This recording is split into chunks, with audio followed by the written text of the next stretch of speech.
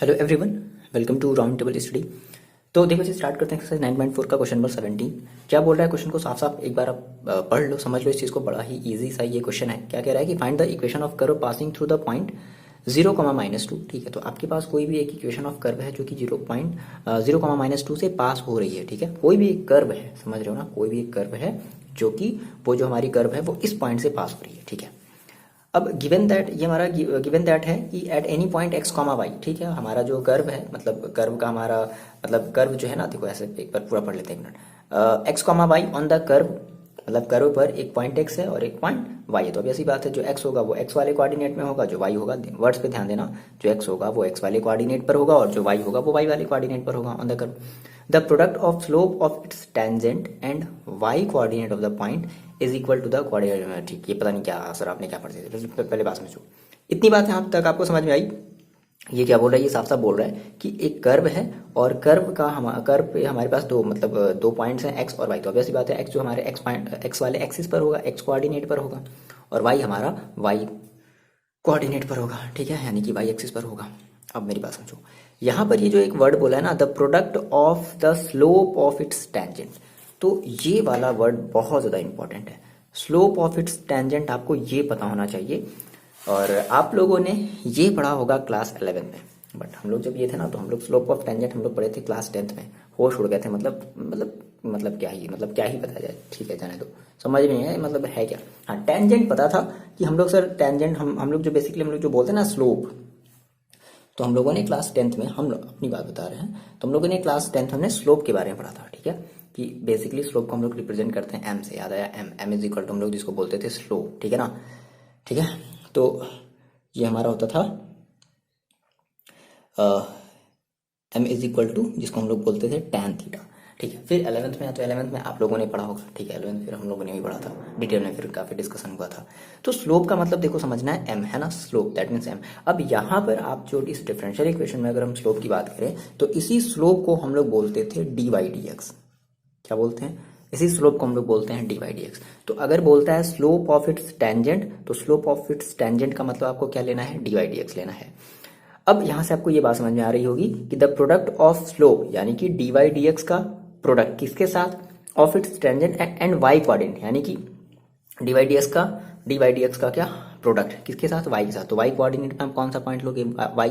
तो that means D Y D X into Y of the point is equal to the X coordinate of the point. तो मान लेते हैं कि x coordinate में हमारे पास एक्स एक्सिस है और वाई कोऑर्डिनेट में हमारे पास वाई एक्सिस है। ये पहले बात बताओ, ये आपको क्वेश्चन का मतलब समझ में आया? ओवरऑल ये जो हमने क्वेश्चन आपको जो पढ़ करके सुनाया, इतनी छोटी सी जो कहानी मैंने आपको सुनाई, कहानी का देखो।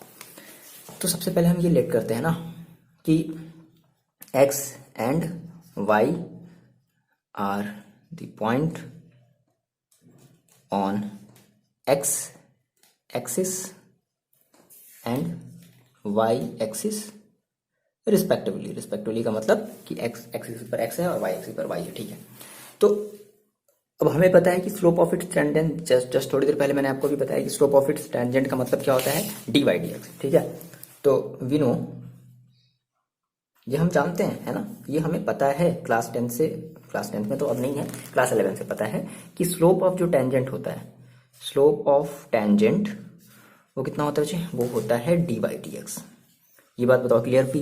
डी वाई डी एक्स होता है, स्लोप ऑफ टेंजेंट नहीं पता है तो आपको याद रखना है। ठीक है, अब आते हैं इसके वापस अपने ओरिजिनल क्वेश्चन में। देखो क्या बोल रहा है, ये कह रहा है कि slope of its tangent and Y का जो वाई कोऑर्डिनेट का जो प्रोडक्ट है वो इक्वल है किसके? एक्स कोऑर्डिनेट के। दैट मीन्स हम ये कह देंगे अकॉर्डिंग टू क्वेश्चन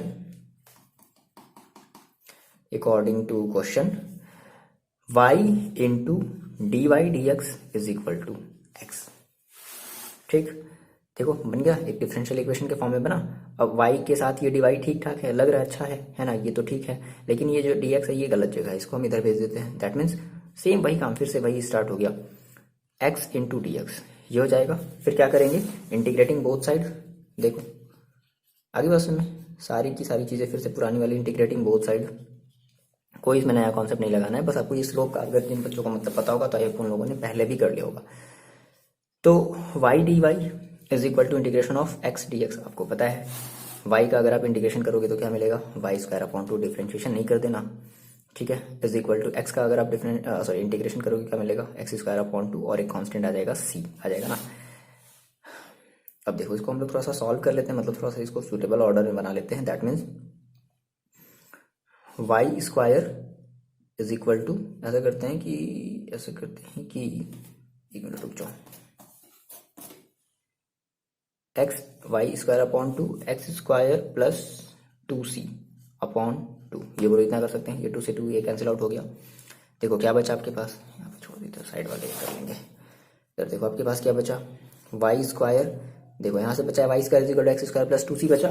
क्या करते हैं हम इस एक्स स्क्वायर को इस तरफ ले आते हैं, है ना, तो कितना हो जाएगा माइनस का X square is equal to 2c। ये आपका स्टैंडर्ड फॉर्म, मतलब जो जनरल सोल्यूशन है वो मिल गया। लेकिन दिक्कत क्या है, यहाँ पर आपको c की वैल्यू नहीं पता और क्वेश्चन में दे रखा है ना, कि आपका ये जो कर्व का जो भी इक्वेशन है, भाई कर्व का इक्वेशन होगा। अभी जो कर्व का इक्वेशन है ना, ये आपके पॉइंट 0, -2 से पास हो रहा है। तो अगर देखो सिंपल सी बात है, अगर वो उस पॉइंट से अगर पास हो रहा है तो ये पॉइंट क्या करेगा, उस इक्वेशन को सेटिस्फाइड करेगा। सेटिस्फाइड करने का मतलब है कि एलएचएस की वैल्यू, अगर हम एक्स की वैल्यू 0 रखते हैं, वाई की वैल्यू अगर -2 रखते हैं, तो ये वैल्यू उस इक्वेशन को क्या करेगा, सेटिस्फाइड करने का मतलब है कि एलएचएस इक्वल टू आरएचएस आएंगे, है ना। तो हम ये लिखेंगे सर क्या, कि सिंस 0, -2 सिंस, ऐसे लिखते हैं, since curve passing through 0, -2, so put x is equal to 0, y is equal to -2। ठीक, रख देते हैं इसमें रख देते हैं इक्वेशन फर्स्ट में। सो फ्रॉम फर्स्ट y की वैल्यू कितनी रखनी है सर, -2 का होल स्क्वायर माइनस एक्स की वैल्यू कितनी रखनी है, 0 is equal to 2c। So 4 is equal to 2c, so c is equal to 2। c की वैल्यू कितनी आ गई, 2c। क्या आप ये कह सकते हो कि 2c इज इक्वल टू 4। देखो बात समझो, बात वही होगी, कंफ्यूज नहीं हो जाना सर क्या बता रहे हैं। तो मैं क्या कह रहा हूँ ना, कि आपको यहाँ से आप डायरेक्टली यहाँ से 2c की वैल्यू रख लो। 2c की वैल्यू क्या रख दोगे, नहीं रखोगे तो भी वैसे ही आएगा, कोई दिक्कत नहीं, आपकी मर्जी। ठीक, यहाँ से इज इक्वल टू 2 रख लो, आपकी मर्जी। चलो, सो फाइनल हमारा जो हम क्या करने वाले हैं कि हम सी की वैल्यू को इक्वेशन फर्स्ट में रखने वाले हैं ना। Put C is equal to 2 in equation first. So क्या मिल जाएगा, देखो हमें रिक्वायर्ड हमारा जो इक्वेशन होगा Y square minus X square is equal to 2 था, और सी की वैल्यू आपने कितनी रख दी, 2, कितना हो गया 4। That means Y square minus X square is equal to 4। ये आपका हो जाएगा फाइनल सा answer. This is the required solution of आपका जो भी इक्वेशन है या जो भी आपका जो कर्व था, ये उसका सॉल्यूशन होगा। क्लियर बात, कितनी आसान है। देखो सिंपल, आपको बस इसमें स्लोप का मतलब याद रखना है। स्लोप का मतलब हमने बहुत पहले ही पढ़ा है, बहुत पहले नहीं, यहाँ से लगभग 2 साल नहीं, 1 साल पहले, हाँ लगभग नियर अबाउट 2 साल तो ही होगा, डी बाई डी एक्स। ठीक है, स्लोप का मतलब डी बाई डी एक्स। जब आप 11th में होगे तो आपने ये पढ़ा होगा, बट हम लोगों ने क्लास 10th में ही पढ़ा था, आज से लगभग 10 साल पहले। चलो देखो आगे देखते हैं, मतलब 10-11 साल पहले। ठीक है, देखो बात करते हैं क्वेश्चन नंबर 18 की। ध्यान समझना, इस क्वेश्चन को भी ध्यान समझना, इसमें भी स्लोप वाला ही कॉन्सेप्ट लगेगा। अब कैसे लगेगा ये बात ध्यान समझो। देखो सबसे पहले तो क्वेश्चन को आप समझ लो, क्या बोल रहा है कि at any point x, y of a curve the slope of tangent is twice the slope of line segment joining. देखो 2 बातें यहाँ से निकल करके सामने आई अभी। वो 2 बातें क्या है, यहाँ से ये कह रहा है कि the slope of tangent is twice, यानी कि जो स्लोप ऑफ टेंजेंट है वो ट्वाइस है। अच्छा, यानी कि यहाँ पर 2 स्लोप की बात हो रही है ना, ऑब्वियसली बात है। अगर एक जो स्लोप है अगर वो दूसरे का अगर वो ट्वाइस है, दैट मीन्स यहाँ पर दो स्लोप की बात हो रही है। तो देखो क्या कह रहा है, the slope of tangent is twice the slope of line segment joining the point of contact to the point -4, 3। तो एक तो स्लोप हमारा कर्व का, एक हमारा स्लोप है। ठीक है, तो कर्व का स्लोप आपको पता है क्या लेते हैं, डी वाई डी एक्स लेते हैं। अब लेकिन एक दूसरा भी स्लोप है जो कह रहा है कि इस ट्वाइस, है ना, यानी कि जो स्लोप ऑफ जो टेंजेंट है वो क्या है, ट्वाइस है। किसका ट्वाइस है, the slope of line segment joining the point of contact. Okay, देखो बात को समझो थोड़ा सा। हमने क्वेश्चन में पढ़ा और हमें ये पता चला कि सर यहाँ पर हमारे पास 2 स्लोप की बात हो रही है। ठीक, तो देखो अगर हम फर्स्ट अगर स्लोप की बात करें कि at any point x, y of a curve the slope of tangent is twice the slope of line segment joining the point of contact to the point, यानी कि जो हमारी लाइन सेगमेंट की जो स्लोप है, ठीक है, वो पर्टिकुलर किसी पॉइंट से मिल भी रहा है, ज्वाइनिंग द है ना, कह रहा है ना कि joining the point of contact to the point. तो अगर हम इस लाइन सेगमेंट का अगर हम इस स्लोप अगर निकालते हैं, ठीक है, दैट मीन्स हम ये कहें क्या कि slope of line segment joining, देखो मतलब हमारे दो पॉइंट आपस में मिल रहे हैं, एक हमारा मिल रहा है x, y और एक एंड -4, 3। तो इस केस में सर अगर हम इसका अगर स्लोप लें, देखो मेरी बात समझना, थोड़ी देर के लिए मेरी बात समझो, तो क्या हम इसके स्लोप को y + 3/x + 4 ये लिख सकते हैं क्या? तो आप कहोगे सर ये कैसे, आप ये हवा में बात कर रहे हो? बिल्कुल हवा में बात नहीं कर रहे हैं। देखो मेरी बात समझो, आपने क्लास 11th में पढ़ा था, आपको एक ये फॉर्मूला याद है क्या? x - x1 = y2 - y1 upon x2 - x1 × y - y1। हाँ सर याद आ रहा है, धीरे धीरे सर, थोड़ी थोड़ी सर बातें याद आ रही हैं, बीती बातें, है ना? ठीक, तो इस चीज को हम लोग क्या बोलते थे? स्लोप ही तो बोलते थे। इसको हम लोग ऐसे लिखते थे, x2 - x1 = m y - y1। बोलो याद आया क्या? ये m यही तो स्लोप है। देखो आपके पास दो पॉइंट है, ये मान लो आपका ये जो है, कुछ भी ले लो, जैसे मान लो मैंने इसको मान लिया है, जैसे मान लो इसे मैंने x1 y1 ले लिया और इसे मान लो मैंने x2 y2 ले लिया, ठीक है। तो देखो फॉर्मूले में रखो, क्या हो जाएगा? देखो y2 - y1, तो y2 देखो कितना है y माइनस y1 देखो कितना है -3, तो माइनस माइनस कितना हो जाएगा? प्लस। दूसरा देखो x2 - x1, x2 देखो कितना है x2 कितना है x, और माइनस x1 देखो कितना है -4, तो माइनस माइनस कितना हो जाएगा? प्लस। तो ये आपकी निकली दूसरी वाली स्लोप, या जो भी आप पहली वाली स्लोप बोल दो, दैट इज हम इसको m2 बोल दे रहे हैं, ये हमारी दूसरी वाली स्लोप है। ये बात क्लियर हुई? ये कैसे आया, ये बात समझ में आई? इन दोनों लाइन सेगमेंट को जब हम, इन दोनों पॉइंट्स को जब आपस में जब मिलाते हैं, हमारे उसकी जो हमें जो लाइन सेगमेंट मिली थी उन दोनों को मिलाने पर, तो हम उस लाइन की हमने क्या निकाल ली? स्लोप निकाल ली, ठीक है। अब एक और हमारा जो है कर्व का स्लोप होगा, तो कर्व का स्लोप देखो कितना हो जाएगा? दैट इज सिंपल, dy/dx, ठीक है। हमने कहा कि द स्लोप ऑफ टेंजेंट, ठीक है, स्लोप ऑफ टेंजेंट, ठीक है। तो स्लोप ऑफ हम क्या ले लेते हैं? स्लोप ऑफ टेंजेंट, ये क्वेश्चन से ही आपको मिल रहा है, देख लो। स्लोप ऑफ टेंजेंट, इसको हम मान लेते हैं m1 = क्या रख ले? dy/dx। इसका तो नॉर्मल ही हो जाएगा, अगर हमारा पॉइंट अगर x, y है, तो इसका स्लोप क्या हो जाएगा? सिंपल dy/dx, ये हमारी m1 हो जाएगी। अब देखो क्या कह रहा है कि ये जो स्लोप ऑफ टेंजेंट है, यानी कि ये जो m1 है ना, the slope of tangent is twice the slope of line segment, is twice the slope of line segment joining the point of contact. ठीक ठीक ठीक है। तो इसके बेसिस पर हम ये बोल सकते हैं क्या? देखो इसको थोड़ा सा समझो, यहाँ पर सिंपल हम लोग बच्चों वाला कॉन्सेप्ट यूज कर रहे हैं। स्लोप ऑफ टेंजेंट, ठीक है, तो स्लोप ऑफ टेंजेंट हमने कितना माना है? एक तरफ देखो, एक तरफ हम क्वेश्चन को देखना, ठीक है ना, एक तरफ हमने रख लिया m1 अकॉर्डिंग टू हम क्वेश्चन कर रहे हैं, अकॉर्डिंग टू क्वेश्चन, एक तरफ हमने रख लिया m1 और एक तरफ हमने रख लिया m2। अब कह रहा है कि जो स्लोप ऑफ टेंजेंट है, दैट इज जो m1 है, is twice the slope of line segment joining this, ठीक है। तो जो है ना, ये ट्वाइस है, बात समझो, ये ट्वाइस है, तो क्या दोनों आपस में इक्वल होंगे? नहीं होंगे, बिल्कुल नहीं होंगे। तो इक्वल बनाने के लिए क्या करना पड़ेगा? ये अभी आपस में इक्वल नहीं है, तो इक्वल बनाने के लिए क्या करना पड़ेगा? हमें इस वाले में 2 का मल्टीप्लाई करना पड़ेगा।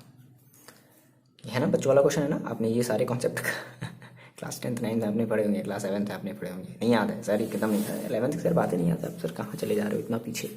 कोई बात नहीं, ये बात समझ में आई। Slope of tangent m1 is twice, ये ट्वाइस है, अब ऐसी बात है सर, ये ट्वाइस है। अब हमें इसमें लेक्चर तो देने की जरूरत नहीं ना, ये ट्वाइस है, तो हमें दोनों को आपस में रखना था इक्वल। ऐसा हम लोग करते हैं, हमें अगर दोनों को अगर आपस में इक्वल रखना होगा, तो हम इसको क्या कर देंगे? इस सेकंड वाले को हम क्या कर देंगे? ट्वाइस बना देंगे। तो जैसे हमने सेकंड वाले को ट्वाइस बनाया, अपने फर्स्ट वाले के क्या हो जाएगा? इक्वल हो जाएगा। आप इस चीज़ को रिलेट कर सकते हो, अपने छोटे भाई बहन से जो है रिलेट कर सकते हो, ठीक है, कि आपकी एज जस्ट उसकी डबल है, तो आपको अगर बराबर रखना होगा तो आपको क्या करना पड़ेगा? तो आप अपने इससे 2 से डिवाइड कर दो, या फिर उसकी वाले एज में 2 का मल्टीप्लाई कर दो। ये तो करते हो ना, चलो ठीक है। फिलहाल तो m1 देखो, m1 हमने क्या रखा है, D Y D x is equal to 2 into m2 की वैल्यू देखो आपको पता है y plus 3 upon x plus 4। बोलो ये बात समझ में आई? ये देखो कितना हो जाएगा, इसको थोड़ा सा हम लोग सॉल्व कर लेते हैं ना, ये 2 भी है साथ में तो ठीक है, डी वाई डी एक्स और इज इक्वल टू, देखो ऐसा करते हैं, ये dx है, ये x प्लस 4 है, तो ये y प्लस 4 है, y प्लस 4 को इधर होना ही चाहिए, y प्लस 4 को इधर हो जाना चाहिए, that means D y y plus 3 है ना, इज इक्वल टू 2, और ये तो ऑलरेडी इधर अपॉन में है, तो 1 upon x plus 4 into D x. ये बात बताओ समझ में आई? ये बात बताओ समझ में आई? टेकिंग इंटीग्रेशन बोथ साइड, ये तो लिखना ही पड़ेगा, इससे तो आप बच नहीं सकते। टेकिंग इंटीग्रेटिंग बोथ साइड या इंटीग्रेशन बोथ साइड देखो कितना हो जाएगा, integration of d y y plus 3 is equal to 2 बाहर हो जाएगा, 1 upon x plus 4 d x. Y plus 3 का आप करोगे तो क्या हो जाएगा, ये हो जाएगा आपके पास log Y plus 3 is equal to 2 as it is बाहर हो जाएगा, उसका करोगे तो ये जाएगा आपके पास लॉग एक्स प्लस 4 और प्लस का, देखो दोनों तरफ लॉग है तो लॉग क्या ले लेते हैं, लॉग सी।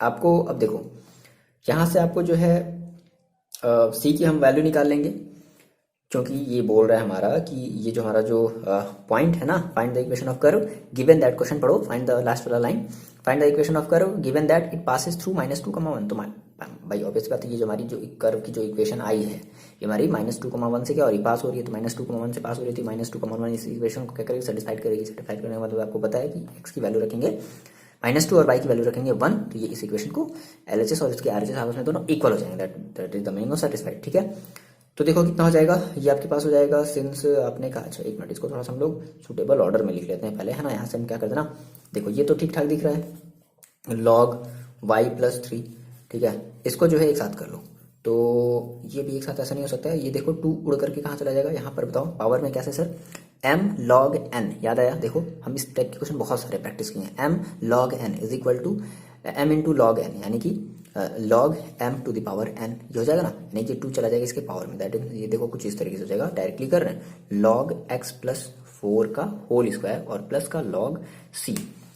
ठीक, ये देखो ये आपके पास फिर से ऐसा नहीं करना कि लॉग को कॉमन ले लेना, ना ना ना ना, बिल्कुल ये गलती नहीं करना, लॉग कॉमन कभी नहीं होता है, ठीक है ना, ध्यान रखना इस बात को, बच्चे जो अभी तक समझ नहीं पा रहे होंगे, लॉग कॉमन नहीं होता है, लॉग का देखो फॉर्मूला रहेगा log m plus log n, तो ये तो लॉग y प्लस 3 ये एज इट इज रहेगा, ऐसा कुछ बच्चे सोचेंगे सर यहाँ से लॉग जो है कॉमन ले लेते हैं, लॉग से लॉग कट कर देते हैं, नहीं लॉग कट होगा, लेकिन ऐसा नहीं, देखो कैसे कट होगा बता रहे हैं, लॉग m प्लस n का फॉर्मूला लग गया, तो log m plus n is equal to क्या होता है, log m plus log n is equal to होता है लॉग ब्रैकेट में m into n, that means log with in bracket c into x plus 4 का होल स्क्वायर। ठीक, अब ये लॉग से ये लॉग क्या हो जाता है, कैंसिल आउट हो जाता है, सो फाइनली आपके पास बचता है क्या, आपके पास बचेगा y plus 3 is equal to c into x plus 4 का होल स्क्वायर। ये मान लेते हैं सर हमारे पास बन गया इक्वेशन फर्स्ट। हम क्या करते हैं, अब इस इक्वेशन फर्स्ट में जो हमारा जो लास्ट अपने क्वेश्चन का लास्ट वाला लाइन पढ़ो, क्या कह रहा है कि find the equation of curve given it passes through -2, 1। Since हम ये लिखेंगे कि since curve passes through -2, -1, put x is equal to -2 and y is equal to -1 in equation first। तो देखो इक्वेशन फर्स्ट देखो हमारे पास कितना है, अब अपने कॉपी में देख लो, लिख लिए होगे ना, नहीं लिखे sir, y plus 3 is equal to c x plus 4, ठीक है, चलो रख देते हैं, तो y प्लस 3 है, y की वैल्यू कितनी है, y प्लस 3, दैट मीन्स -1 और plus 3 is equal to c into, फिर देखो हमारे पास कितना था, -2 प्लस 4, माइनस हमारे पास कितना था, ये था ना x, ठीक है, तो -2 प्लस 4 हो जाएगा, ये हो जाएगा 2, एक मिनट, ठीक, 2 और इज इक्वल टू, ये देखो कितना हो जाएगा 2c सो सी से ये 2 से 2 cancel, so c is equal to कितना आ गया 1। क्या कर देते हैं, सी की वैल्यू उठा करके इक्वेशन फर्स्ट में पुट कर देते हैं, सी इज इक्वल टू 1 है ना, from equation first put c is equal to 1, so y plus 3 is equal to x plus 4 का होल स्क्वायर, जो आपका रिक्वायर्ड आंसर हो जाएगा, जो भी आपका कर्व का जो भी इक्वेशन है, ठीक है, ये आपका वो हो जाएगा। आ रही बात बताओ समझ में? तो हम समझ रहे हैं ये चीज़, देखो ये कोई नई चीज़ नहीं है, बात समझना, बस इस चीज़ का आपको नॉलेज है, लेकिन आप इस चीज़ को थोड़ा भूल गए हो, इसलिए ये चीज़ मैंने डिटेल में एक्सप्लेन किया है ना। और हर क्वेश्चन को देखो हम डिटेल में ही एक्सप्लेन करते हैं, कोई भी ऐसी चीज़ नहीं है, मतलब आप ऐसा लगता है मेरे को कि जो भी आपने 11th में पढ़ा हो अच्छे से नहीं पढ़ा हो, वो बात की बात है। मेरा जो काम बनता है, हम आपको यहाँ पर सारी की सारी चीज़ें जो है डिटेल में एक्सप्लेन करके देते हैं, ठीक है ना। और अगर आपको ये वीडियो अच्छा लगता है तो आप इसको अपने फ्रेंड्स के साथ शेयर करो, आपके जो भी जूनियर्स हैं ना आप उनको भेजो, मतलब आपका ये एग्ज़ाम का लास्ट अगर टाइम चल रहा है तो उनको भेजो, है ना। तो 11th में वो तो अच्छा, आपके जूनियर देखो आपके 12th में आ गए, बड़ी अजीब बात है कि आपके जूनियर देखो 12th में आ गए और आप भी 12th में हो, नहीं मतलब ये हम बात कर रहे हैं 2021 के जो बच्चे अभी 12th में हैं अब ठीक है, उनका नेक्स्ट सेशन स्टार्ट हो गया, 2021-22 स्टार्ट हो गया, मतलब सेम ठीक ठीक, क्या मतलब दिन आ गया, वाह क्या बात है। ठीक है, ये सब सारी बातें बाद में भी होती रहेंगी। तो फिलहाल आपको ये क्वेश्चन समझ में आया, आप ये कमेंट करके मेरे को बताओगे, हाँ सर मेरे को इजीली तरीके से समझ में आ गया है, ठीक है। और ये सारे देखो बड़े अच्छे अच्छे क्वेश्चन है, इंपॉर्टेंट क्वेश्चन है। अब बात करते हैं क्वेश्चन नंबर 19 की। देखो जी, बात करते हैं क्वेश्चन नंबर 19 की। कह रहा है कि volume of spherical balloon being inflated changes at the constant rate. ध्यान से इस वर्ड पर ध्यान दो, कांस्टेंट रेट के साथ उसके वॉल्यूम में चेंजेस हो रहा है ना, changes at constant rate if initially its radius is 3 unit and after 3 second, फिर 3 सेकेंड बाद उसकी जो रेडियस है वो देखो कितनी हो गई, इट इज 6 यूनिट, मतलब उसकी जो रेडियस है 3 सेकेंड बाद वो फिर से 6 यूनिट हो गई। अब ऐसी बात है, कांस्टेंट रेट में उसके वॉल्यूम में क्या हो रहा होगा, चेंजेस आ रहा होगा, है ना। तो बात समझो, फाइंड द, लास्ट वाला लाइन पढ़ लेते हैं, find the radius of balloon after T second, ठीक है। तो हमें टी सेकेंड लेटर जो है उस बलून की रेडियस कितनी होगी, हमें ये फाइंड आउट करना है। देखो तो हमें इतनी बात समझ में आ गई कि जो वॉल्यूम जो चेंज हो रहा है ना, वो एक कांस्टेंट रेट में या एक कांस्टेंट अमाउंट के साथ चेंज हो रहा है। तो अगर हम वॉल्यूम को चेंज करें विद रिस्पेक्ट टू टाइम, तो ये कोई जाना पहचाना नाम लग रहा है, विद रिस्पेक्ट टू एक्स, याद आया। तो अब फर्क होता था, वहां पर वाई होता था और विद रिस्पेक्ट में हम एक्स लेते थे, यहां पर हमारे पास वॉल्यूम होगी और विद रिस्पेक्ट में हम टाइम लेंगे, with respect to t, time के साथ तो चेंज हो रहा है ना। आगे बात समझ में, तो हमने कहा कि लेट कर लेते हैं कि हमारा जो चेंज इन वॉल्यूम है ना, constant change in volume, constant change ऐसा कर लेते हैं, कांस्टेंट चेंज ऑफ बलून, ठीक है, इज इक्वल टू मान लेते हैं, क्या मान लेते हैं, दैट मीन्स डीवीडीटी, याद आया, मतलब डीवीडीटी का मतलब क्या है, rate of change of volume with respect to t, है ना, इज इक्वल टू के, ठीक है, डीवीडीटी इज इक्वल टू के। अच्छा अब देखो, अब भाई जो बलून है, ठीक है, तो बलून जो हमारा होता है वो आप उसको कैसे मानते हो, एक स्फीयर मानते हो, बलून को आप क्या मानते हो, स्फीयर मानते हो ना। तो स्फीयर की वॉल्यूम कितनी होती है, याद है, सर भूल गए, स्फीयर की वॉल्यूम होती है 4/3 पाई आर क्यूब, याद रहेगा, याद रखना भी पड़ेगा, ठीक है, नहीं याद रखोगे तो काम नहीं चलने वाला। या फिर आपके जो छोटे भाई बहन है ना क्लास 10th में, उनसे पूछ लो, वो बता देंगे, हाँ मजा आ जाएगा, नहीं बिल्कुल नहीं। देखो 4/3 pi R cube is equal to क्या कर ले हम, के कर ले। अच्छा अब यहाँ पर थोड़ा सा हम लोग बात समझते हैं क्वेश्चन के रिगार्डिंग। कह रहा है कि if initially its radius is 3 unit, initially इसकी जो रेडियस है वो कितनी है, अभी 3 यूनिट है। तो इसकी जब रेडियस जब 3 यूनिट है एंड फिर कह रहा है कि आफ्टर 3 सेकेंड लेटर, फिर 3 सेकेंड जब बीत गया तो इसकी जो अब जो इसकी जो मतलब रेडियस है वो कितनी होगी, 6। तो ये ठीक है, यहाँ से भी हमें यही लग रहा है कि हमारा जो वॉल्यूम है एक कांस्टेंट रेट के साथ इंक्रीज हो रहा है। तो क्या करते हैं, देते हैं कि इनिशियली अभी हम यहाँ पर जो हमारे पास जो आर है, ठीक है,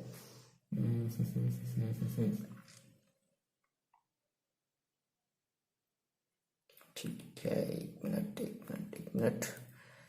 after 3 second its unit, it's 6 unit, ठीक है, इसकी जो रेडियस है वो 6 सेकेंड हो जाता है, सॉरी 6 यूनिट हो जाती है, मतलब रेडियस की 6 यूनिट हो गई। देखो यहाँ से जैसे कि आपने कहा कि सर आपके पास जो है देखो यहाँ से आपको ये कॉमन दिख रहा है, दैट मीन्स आपने कहा सर 4/3 ऐसा करते हैं, 4/3 पाई हम ले लेते हैं बाहर, और देखो आपके पास क्या बचा, आपके पास बचा d d t of r cube is equal to k. तो इसका आपको एक बार क्या करना दिख रहा है, आपको इसका एक बार जो है डिफ्रेंशिएशन करना दिख रहा है, that means 4/3 pi into r cube का अगर हम डिफ्रेंशिएशन कर रहे हैं, वर्ड्स पर ध्यान दो, आर क्यूब का हम कर रहे हैं डिफ्रेंशिएशन, तो देखो हमें क्या मिल जाएगा, हमें मिल जाएगा 3r² 3r² और dr/dt। बोलो जैसे y² मिलता था, जैसे y² होता था, y² का अगर आप x के रिस्पेक्ट में अगर आप डिफ्रेंशिएट करते थे तो क्या लिखते थे, 2y/dy/dt, तो सेम वही तो है, r³ है, तो 3r² और dr/dt, ये बात समझ रहे हो ना, ठीक है, इज इक्वल टू के। बोलो यहाँ तक कोई दिक्कत है, ये देखो ये 3 से 3 कैंसिल आउट हो गया, कितना बचा आपके पास, 4πr³ सॉरी r² और dr, और हम इस dt को भेज देते हैं इस तरफ, that means k into D T. अब मेरी बात ध्यान समझना, अब आप इसका इंटीग्रेशन जो है बोथ साइड करोगे, integrating both side, taking integration both side या इंटीग्रेटिंग बोथ साइड,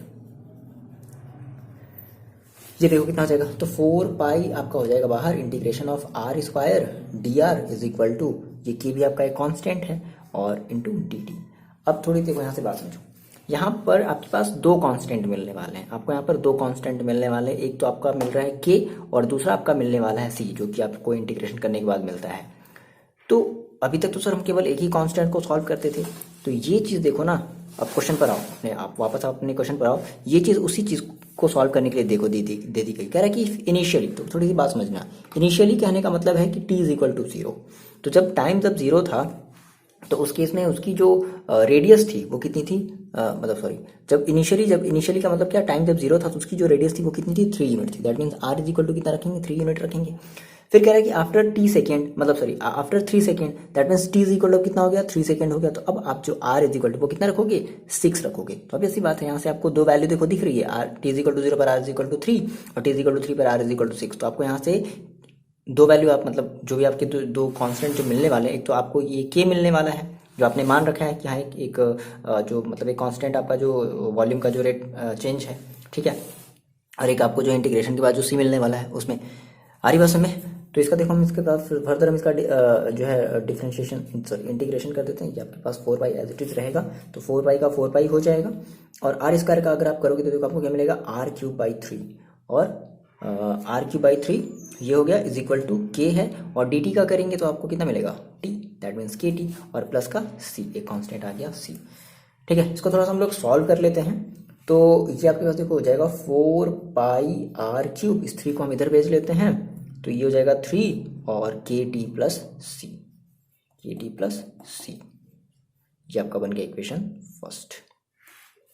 अब हम क्या करने वाले हैं, इस इक्वेशन फर्स्ट में एक बार t is equal to 0 when r is equal to 3 हम क्या करने वाले हैं, पुट करने वाले हैं, आ रही बात समझ में। तो हमने कहा sir when t is equal to 0 then r is equal to 3, तो रख देते हैं भाई यहाँ पर, तो 4 पाई इंटू r³ का मतलब 3 के power 3 is equal to 3 into ये देखते 3, अब देखो k की वैल्यू देखो कितनी है, k की जगह तो हम k ही रखेंगे, इंटू t की वैल्यू कितनी रख देंगे, 0+c, तो फाइनली देखो आपको कितना मिल जाएगा, ये आपको मिल जाएगा 4 पाई इंटू 3 का क्यूब करोगे तो आपको कितना मिलेगा, 27 है ना, 3 इंटू 3 इंटू 3, और इज इक्वल टू ये आपको मिल जाएगा 3c, ठीक है, तो ये आपका कट गया 3 से, ये 9 टाइम में कट जाएगा, ठीक, और 9 फोर आपका कितना हो जाएगा 36, ठीक। तो फाइनली आपको c इज इक्वल टू कितना मिल गया, डायरेक्टली लिख दे, c is equal to finally आपको मिल गया, सर ये देख लो, c इज इक्वल टू आपको मिल गया 36 पाई, ये बताओ ये c की वैल्यू मिल गई ना। अब आप क्या रखने वाले हो, t इज इक्वल टू 3 पर देखो, t इज इक्वल टू 3 पर r इज इक्वल टू क्या रखोगे 6, तो t is equal to 3 and when r is equal to 6 रख देते हैं। इसे भी इक्वेशन फर्स्ट में रख देते हैं, ठीक है ना। ये तो t इज इक्वल टू में रखना है 3 और r इज इक्वल टू में रखना है 6। तो देखो यहाँ पर हमारे पास है 4 पाई r क्यूब है, दैट मीन्स 4 पाई r की वैल्यू हमें रखनी है 6 और 6 के पावर है 3। 4 pi r cube that means 4 pi 6 के power 3 is equal to 3 into k की वैल्यू भी हमें नहीं पता है, हमने c की वैल्यू निकाल ली है। t की वैल्यू हमें रखनी है 3 और प्लस c की वैल्यू देखो हमने ऑलरेडी निकाल ली है, c की वैल्यू हमने निकाली कितनी 36 पाई। तो ये हो जाएगा 36 पाई। ये बताओ इतनी बात समझ आ रही है। तो इसको आप ऐसे ही छोड़ दो, 4 पाई इंटू 6 इंटू 6 इंटू 6। ये देखो कुछ अभी कटने वाला है ना, कुछ रिड्यूस होना है, चीज़ों को कुछ रिड्यूस होना है, इसलिए हम इसको अभी ऐसे छोड़ मल्टीप्लाई नहीं कर रहे। 3 और ये आपके पास देखो हो जाएगा देखो यहाँ भी 3k है और यहाँ 36 पाई होता है। ऐसा करते हैं ना, यहाँ से हम 3 को है जो कॉमन ले लेते हैं, है ना। बहुत सारी चीज़ें यहाँ से कट जाएंगी, तो आपके पास बचेगा क्या, आपके पास बचेगा k प्लस, और आपने यहाँ से 3 को कॉमन ले लेते हैं, दैट मीन्स 3 1 जा 3 और 3 2 जा 6, 12 पाई, k प्लस 12 पाई। बताओ ये बचेगा। ये देखो आपका कट गया, 3 1 जा 3 2 जा 3 1 जा और 3 2 जा। क्लियर है। तो आपके पास देखो कितना बचा कि आपके पास हो गया 2 2 जा 4 और 4 4 जा 16, यानी कि 16 pi is equal to k plus 12 pi. बोलो इतनी बात समझ आ रही है। अब देखो यहाँ से k इज इक्वल टू देखो फाइनली कितना हो जाएगा, तो आप इस 16 पाई और माइनस का 12 पाई कर दो, ठीक। इज इक्वल टू देखो कितना हो गया आपके पास 16 माइनस 12, दैट मीन्स 4 पाई। तो k की वैल्यू कितनी आ गई सर, k की वैल्यू आ गई 4 पाई। क्या कर देते हैं इस k की वैल्यू को और इस c की वैल्यू को, है ना, ये जो फर्स्ट में पुट कर देते हैं, ठीक है। और यहाँ पर हमने थोड़ा सा देखो मिस्टेक कर दिया है ना, इसका मल्टीप्लाई तो हम लोग किए नहीं, थोड़ी सी मेरी बात का ध्यान दो। यहाँ पे थोड़ा सा हमने जो है गलती कर दिया है। 2 2 जा 4 4 4 जा 16 और 16 6 जा कितना आ जाएगा 96। तो ये आपके पास हो जाएगा 96 पाई, ठीक है। ये चीज़ थोड़ी मिस हो गई, ध्यान से समझो। k प्लस 12 पाई, सो आपने k को इधर ही छोड़ दिया, तो आपने कहा सर 96 पाई माइनस का 12 pi, so that is k is equal to 96 minus 12। तो 96 में से 10 गया 86 और 2 और हटा दो यानी कि 84, यानी कि 84 पाई। दैट मीन्स k की वैल्यू कितनी आ गई सर 84 पाई, ठीक है।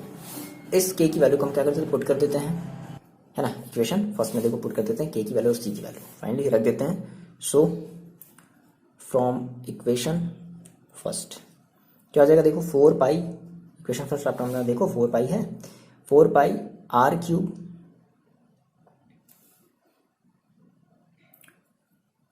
इज इक्वल टू 3 और हम यहाँ पर k की वैल्यू रख रहे हैं, कितनी है, k की वैल्यू है 84 पाई इंटू टी और प्लस c की वैल्यू है 36 पाई, है ना। तो ऐसा करते हैं, यहाँ से देखो 36 में से 4 और 84 में से 4 भी कॉमन हो सकता है, बिल्कुल हो सकता है। तो 4 पाई r क्यूब है इज इक्वल टू 3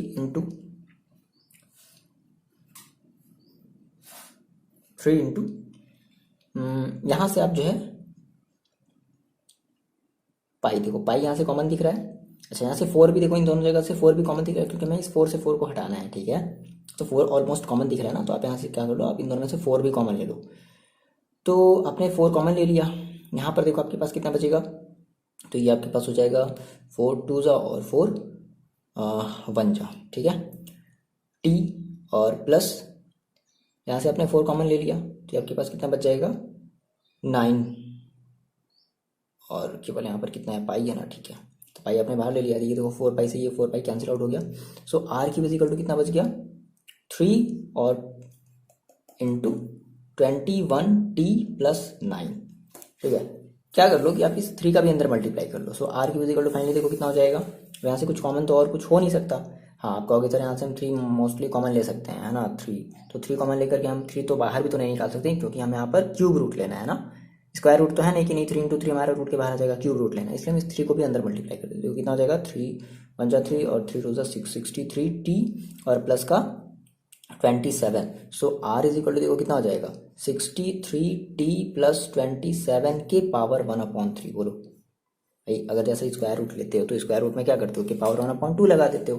तो अगर हम क्यूब रूट लेंगे तो क्यूब रूट में क्या कर लेंगे, 1 की पावर कितना कर देंगे 1/3 ही तो कर देंगे। अच्छा, अगर आपको चेक करना है कि आपका ये जो आंसर आया है ये आर की वैल्यू जो है वो सही है या गलत है, सिंपली देखो क्या कर लो, इस टाइप के आंसर को हम लोग चेक कर सकते थे कैसे। देखो क्या कर लो, जैसे कि आपको क्वेश्चन में पता है कि अगर आप t इज इक्वल टू अगर आप 0 रख रहे हो तो आपका आंसर कितना आना चाहिए, 3 आना चाहिए। ऑब्वियस बात है, आर की वैल्यू कितनी आनी चाहिए, 3 आनी चाहिए। आप रख करके चेक कर लो। देखो अगर आप यहाँ पर टी इक्वल टू, अगर आप, ये आपका फाइनल आंसर है, ध्यान समझो, है ना। पर्टिकुलर टी टाइम में आपको जो है उसकी जो पर्टिकुलर रेडियस है वो इतनी हो जाएगी। अब टी की वैल्यू आप चाहे जो भी रख लो, 10 सेकेंड, 100 सेकेंड, जो भी रख लो, आपकी मर्जी। चलो हम जो है अपना आंसर चेक कर लेते हैं। हमने कहा सर टी इक्वल टू अगर हम 0 रखते हैं तो ये पूरा का पूरा देखो हो गया 0, 27 के पावर 1/3, और 27 के पावर 1/3 का मतलब क्या, 3। 27 के पावर 1/3 का मतलब क्या, क्यूब रूट 27, क्यूब रूट 27 का मतलब 3। तो आर इज इक्वल टू यहाँ से देख लो कितना आ रहा है, 3 तो आ रहा है। ये पूरा का पूरा टर्म हो गया ना 0, ये बचा ना 27 के पावर 1/3 दैट मीन्स 3। तो आर इज इक्वल टू भी देखो कितना आ रहा है, 3 आ रहा है, ठीक है ना। तो ये आपका आंसर जो 110% सही है। क्लियर भी बात, ये बात समझ में आ रही है आपको, ठीक है। तो यहाँ पे थोड़ी सी बात देखो आप ध्यान से समझना। यहाँ पर जब आपने जब रेट ऑफ चेंज आपने जब वॉल्यूम लिया तो आप इसका क्या करोगे, D T by D R cube, है ना। तो डी आर क्यूब है तो भाई विद रिस्पेक्ट टू टी, तो हम क्या करेंगे, इस आर का हम डिफरेंशिएशन करेंगे, आर क्यूब का डिफरेंशिएशन करेंगे विद रिस्पेक्ट टू टी।